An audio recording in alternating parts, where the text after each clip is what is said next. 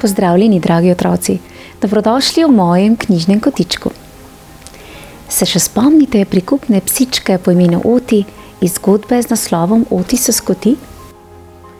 V današnjem nadaljevanju se bomo podali na zabavno ter poučno dogodivščino in spoznali, kako se je razvila Otijina zgodba z novima skrbnikoma ter kako so skupaj ustvarili srečen in ljubeč dom za psičko, ki se je šele privala na novo okolje.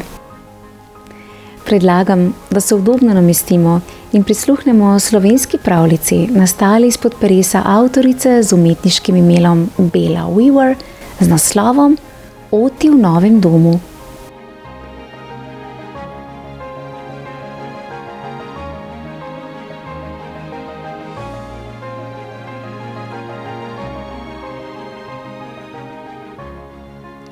Neskončno vesela in polna pričakovanja je psička Oti nekega dne prestopila prag novega doma.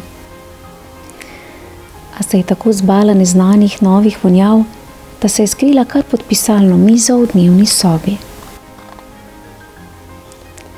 Čeprav so jo čakale igračke, odejica in čisto nova posteljica, ni nič od tega dišalo tako, kot je bila navajena. Zato je kar čepela v kotu in se tresla. Gospodar se je sklonil k njej in jo pobožal. Njegove roke so tako omamno dišale po priboljških, ki so se skrivali v njih, da se jim Oti ni mogla upreti. Boječe je prišla iz svojega skrivališča in jedla priboljške, enega za drugim, ter stopicala za gospodarjem. Tako sta skupaj prehodila celo stanovanje. Na travnatem igrišču zraven domače stolpnice je spoznala nova prijatelja. Mjav, se je oglasil maček Puhi, se je obliznil in jo prijazno vprašal. Kaj si ti, mačka ali kuža? Puhi, ti pa rabiš nova očala. Kakšna mačka neki, seveda je kuža, je slabovidnega mačka okaral dolgonogi pes Bari. Nova živalska bratovščina se je skupaj igrala do onemoglosti. Zgodaj zjutraj naslednjega dne je Oti tiščalo na stranišče, a se ni polulala na pleničko, ki jo je zanjo pripravil gospodar. Vse posod je puščala male lužice in čudne potičke. Uf, jupi, zdaj pa že bolje diši ta soba, si je zaklicala in razigrano raziskovala nove igračke. Ker je gospodar še spal, je postala lačna. Iskala je priboljške. Ko je tako vohljala naokoli, se je nekaj močno zapleščalo z male mizice. Mlada gospodarica je tja odložila očala. Tudi ta so lepo dišala in Oti je pomislila. Tako lepo se sveti in zanimivo diši, tole moram nujno raziskati. Potegnila je očala z mizice na tla. Kakor hitro pa je vanje ugriznila, tako hitro jih je tudi izpustila. Fuj, fej, kak, je vzkliknila. Kako ogaben okus, le kako lahko ljudje to uporabljajo, se je vprašala, se ulegla na kavč in malce zadremala. Gospodar se je končno prebudil. Še ves zaspan je vstal, da bi Oti odpeljal na travnato igrišče, kjer bi opravila potrebo. Nato bi se s Puhjem in Barjem prosto igrala. Ko je odprl vrata, se je zaslišal glasen tresk in gospodar je padel po tleh. Za eno nogo je namreč stopil naravnost v lužico, z drugo pa na čudno potičko. Jejhata, kaj si naredila, Oti? Je jezno zabrundal. Cela soba je bila polulana in pokakana, očala zgrizena, posteljica preobrnjena, igračke razmetane. Končno si le prišel, tako dolgo te že čakam. Se razveselila Oti in mu skočila naravnost na ročje ter mu dala 3 poljubčke na lica. Cmok, cmok, cmok. Gospodarju se je razjasnil obraz. Postavil se je pokonci in ni mu preostalo drugega, kot da pospravi v sune snago.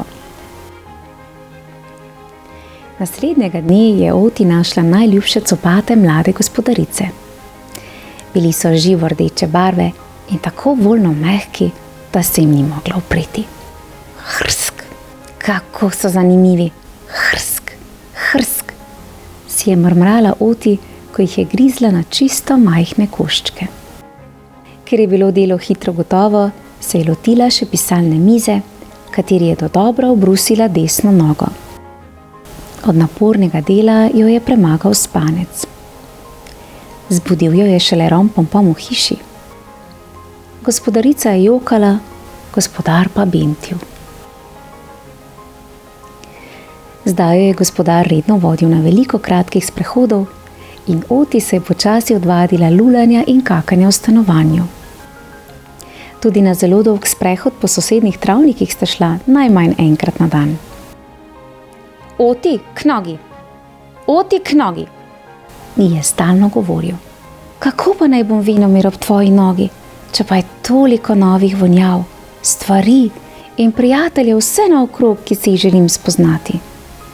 Je spraševala Oti.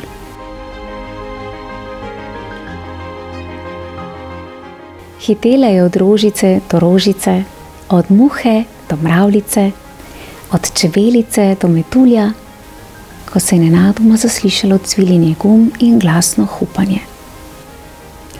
Oti je namreč skočila za metuljem čez cesto in naravnost pred avto, kjer je obležala z zaprtimi očmi.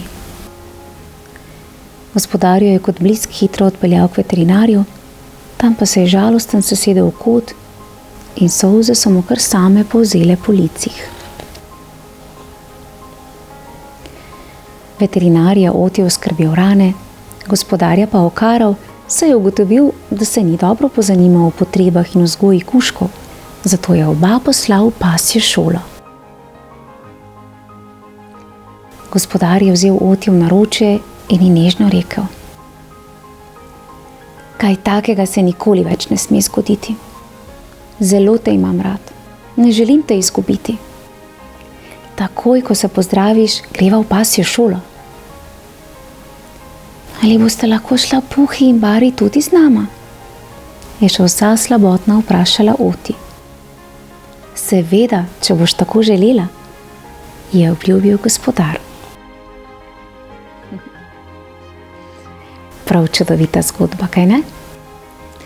Tudi tokrat smo lahko pogledali svet skozi oči glavne pasje junakinje Oti, ki nas je opomnila, da kužki potrebujejo čas, da se privadijo na novo okolje in na navade svojih skrbnikov. Vsekakor pa je pomembno, da smo kot skrbniki pasjih ljubljenčkov potrpežljivi in skrbni. Prijateljstvo, ljubezen in nežna skrb so zagotovo ključ do srečnega življenja vsakega kužka.